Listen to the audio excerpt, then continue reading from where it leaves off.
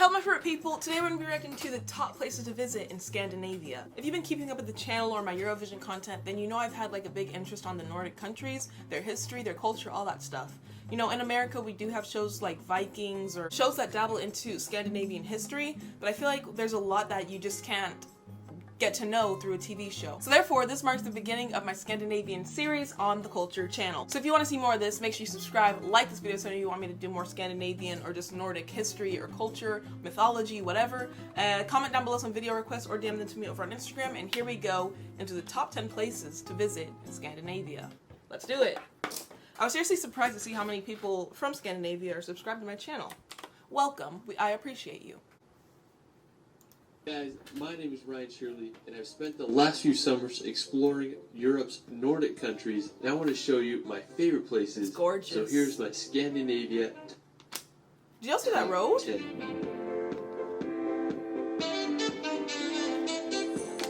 Scandinavia has to be one of my all-time favorite regions. It's made up of Norway, Sweden, Finland, Iceland, and Denmark. Now what's super interesting is that all these countries are ranked in the top 10 happiest places in the world. So people are just sitting there on the side of a cliff? Like you're not 2 meters away from death?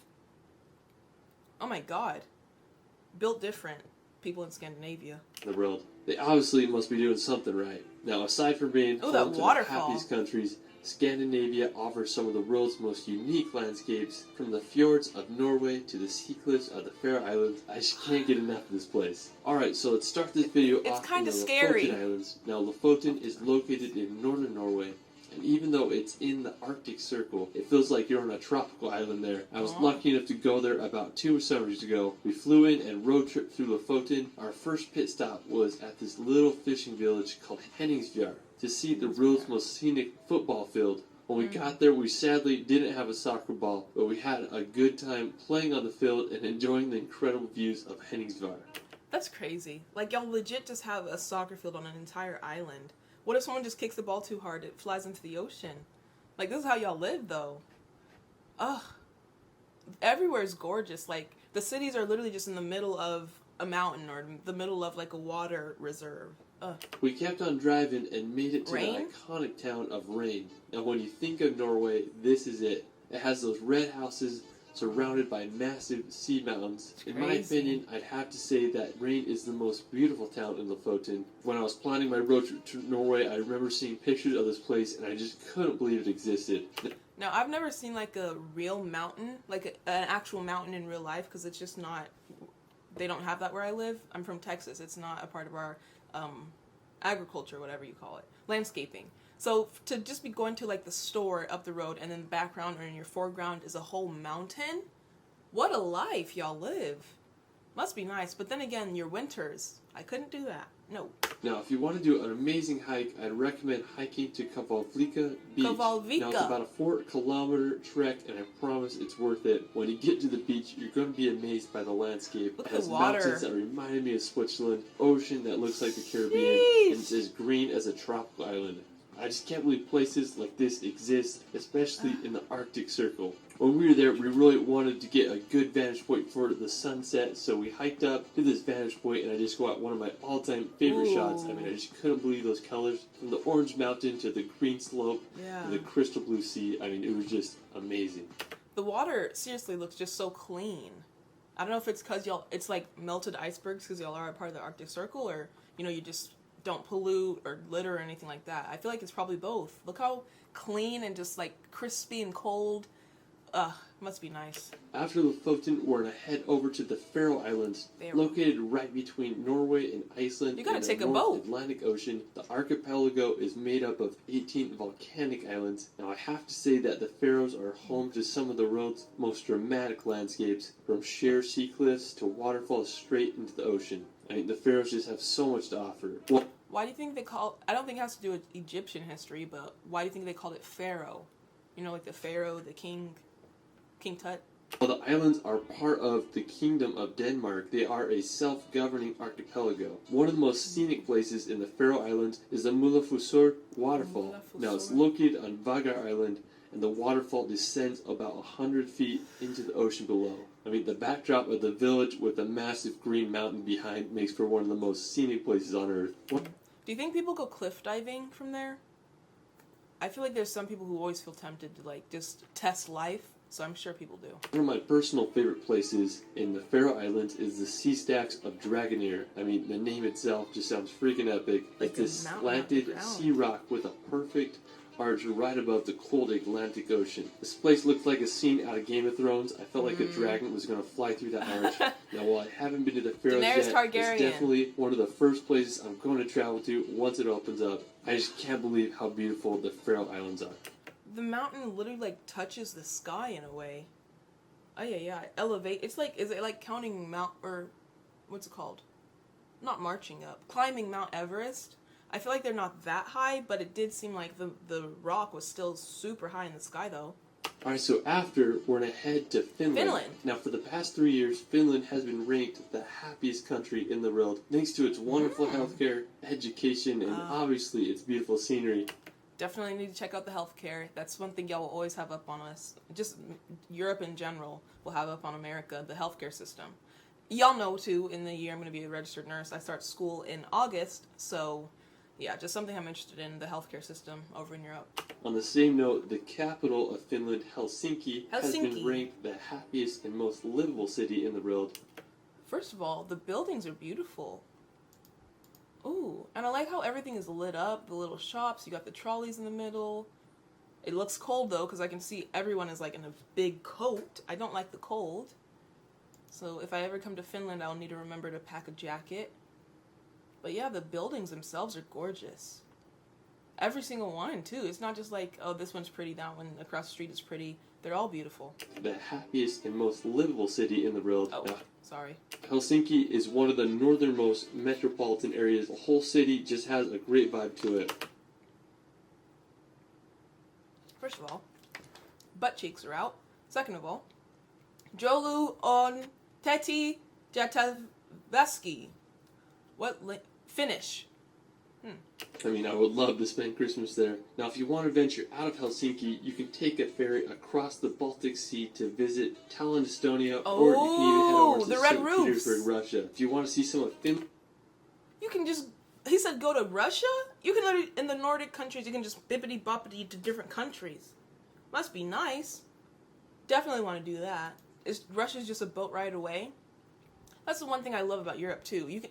Like, if I want to drive 50 miles up north, guess what? I'm just going to be in Oklahoma, another state. You drive 50 miles in Europe, you're going to be in a bunch of different countries. Must be nice. To visit Tallinn, Estonia, or you can even head over to St. Petersburg, Russia. If you want to see some of Finland's nature, you can head up north to visit Lapland. Northern Lights. Lapland is Finland's northernmost region and it borders Russia, Sweden, and Norway. In the winter months, Lapland becomes a frozen wonderland that looks like something straight out of a Disney movie. Now, if you can handle the cold, Lapland may be one of the best places in the world to see the northern lights.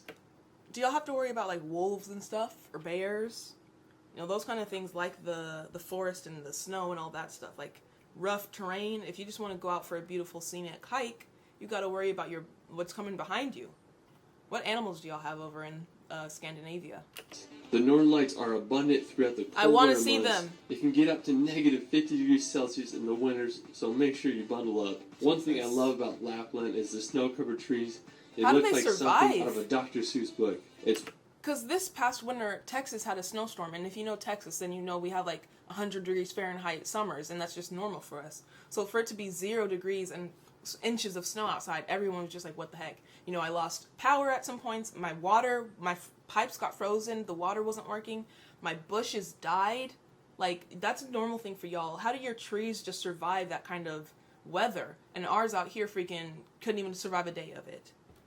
Oh, man. I believe that Santa Claus originated in Finland, and with all the reindeers and pine trees, I totally understand why. In the summertime, Lapland becomes a peaceful area with wildlife and endless nature.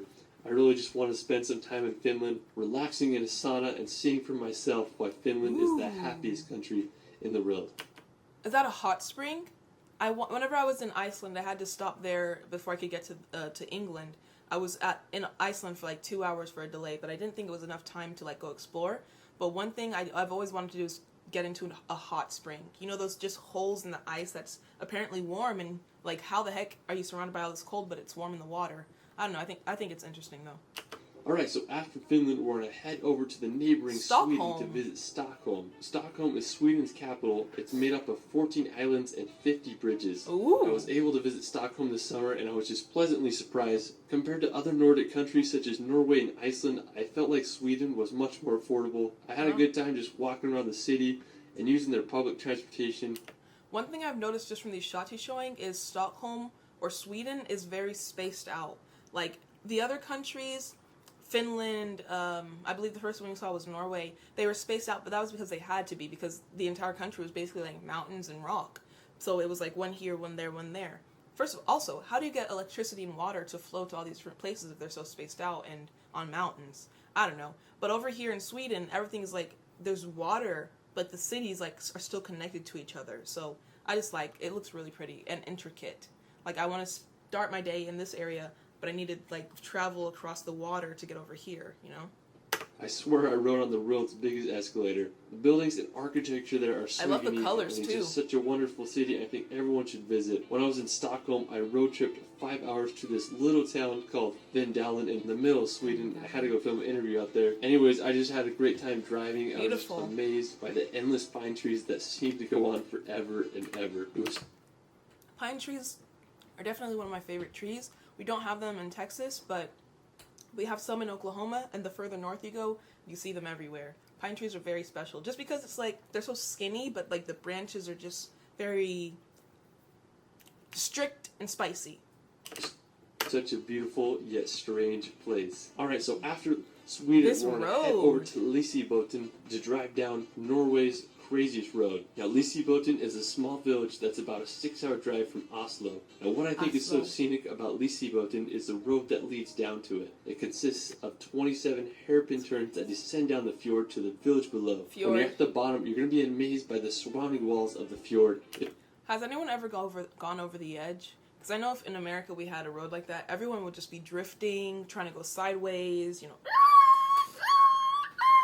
Next thing you know, someone's going over the edge. Is there guardrails there, or have y'all ever had a problem with that? Let me know. If you're down for a hike, you can trek 12 kilometers to Gjerhabolten, which is this famous for its rock wedge between two cliff walls. I can't. Before you know it, the rock could fall and you're dead. Beautiful picture, but Jesus. I can't do that. I'd rather just Photoshop myself in.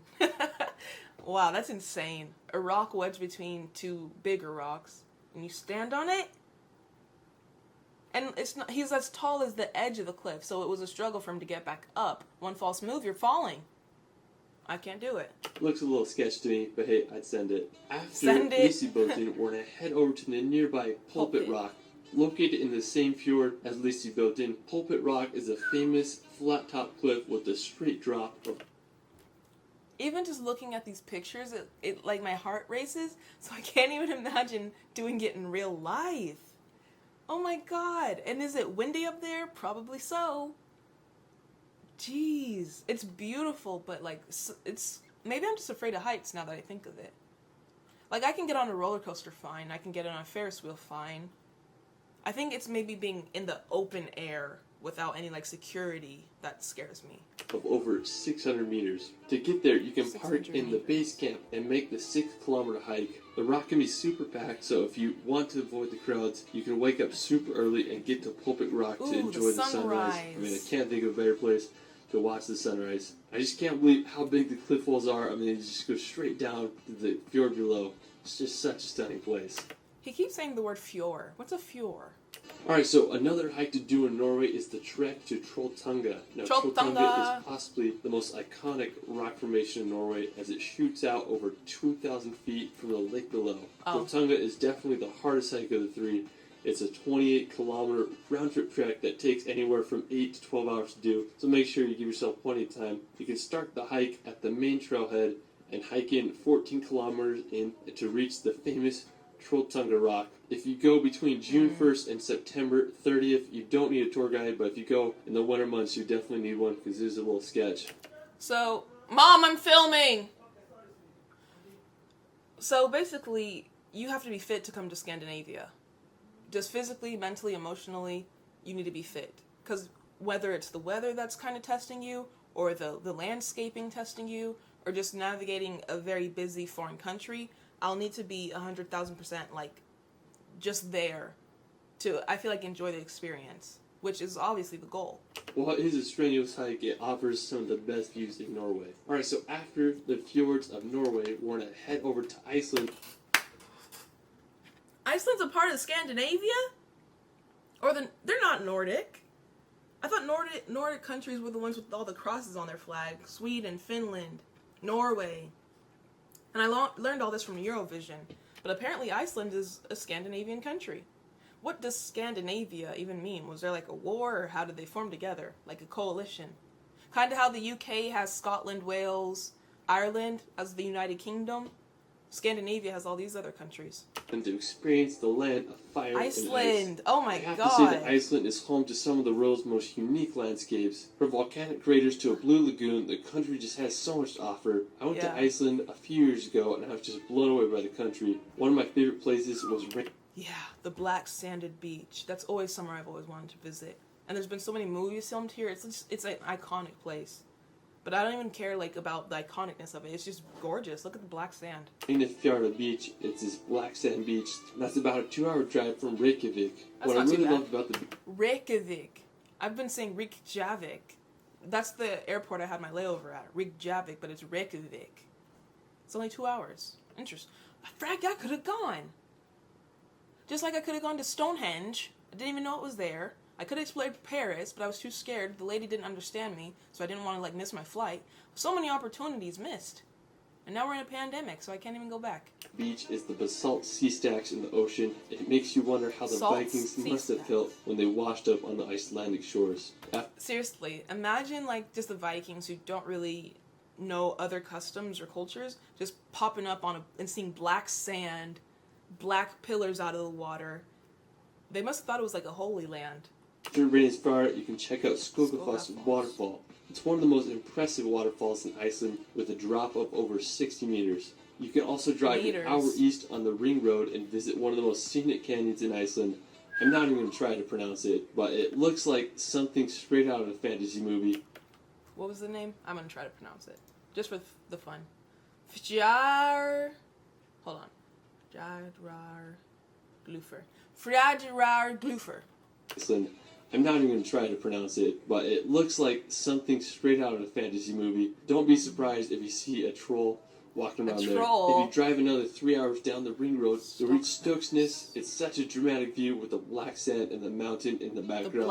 On the other side of Iceland, you can visit Kirkjufeldsfoss. It's this uniquely shaped mountain that looks like Gandalf's hat. There's a waterfall nearby, and it makes for an incredible shot. If you go in the wintertime, you might just get lucky and see Aurora Borealis. There's just so much to see in Iceland, and I hope everyone can see it at least once in their life. Ooh.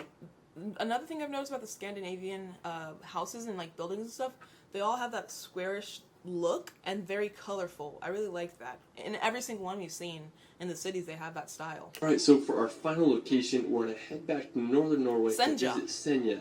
Now, Senja is Norway's second largest island, and to get there, I flew to Tromsø and rented a car and made a 3-hour drive.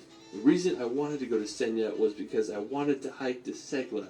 Anyways, I drove to this town called Fjordar, and I got to the base of the hike. It was a surprisingly difficult hike, but eventually I made it to the top, and I was just baffled by the view. So, question. Basically, every country in the Scandinavia is connected. So whenever you want to go from, for example, Finland to Sweden, you can just drive on over. I like that. It's really cool. Literally, you can just drive country to country. Huh. You can make a whole weekend of it and just see everything. The rock formation rose hundreds of meters out of the ocean. It was just like nothing I've ever seen before. Now, I was just having an amazing time, and I decided I wanted to spend the night on top of the mountain so I could see the northern lights. Or you could just go early in the morning, because while you're sleeping, there's a wildebeest trying to get you. Or a hyena. Or a wolf, coyote. And you don't have guns over in Europe. How are you supposed to protect yourself? All I had was a blanket and I used my camera bag as a pillar, so I found this little mossy cliff ledge, and I set up camp there and waited for the northern lights to show up. Around 11 p.m., I woke up to the aurora borealis above my head. I couldn't believe what I was seeing. They moved surprisingly fast, like snakes in the Arctic sky. And seeing those lights made me feel like a kid again, and it will forever be one of the most special nights of my life. So me and my sister were planning to travel like far north up to Canada, because you know Canada's right next to America, and apparently they have the northern lights, so you can see them there. But to do it in Scandinavia would be an experience. Just one thing I've noticed, just living in those places or even visiting at all, it's just going to give you a bunch of experiences you never would have anywhere else. Like him just sleeping on the side of a cliff, waking up to the northern lights. What a story to be able to tell. Like, that's not something everyone will be able to experience. Some nights you don't need to fall asleep to start dreaming. Alright, well that is it for my Scandinavian top 10. Alright, do y'all agree with his top 10? Is there any other stuff you want me to check out about Scandinavia or specific countries? Finland, Norway, Sweden, Iceland even. I still can't believe that. Yeah, let's check out the history, the culture of the Vikings if you want. Let me know. I know about Floki, I know about Ragnar, I know about Lagertha, Vitsirk, what's the crippled one? The crippled. Ivar, all those people from the Viking show. But if you want me to check out more history about Scandinavia, let me know by liking the video. Subscribe for more Scandinavian culture reactions, and I'll see you in the next one. Bye.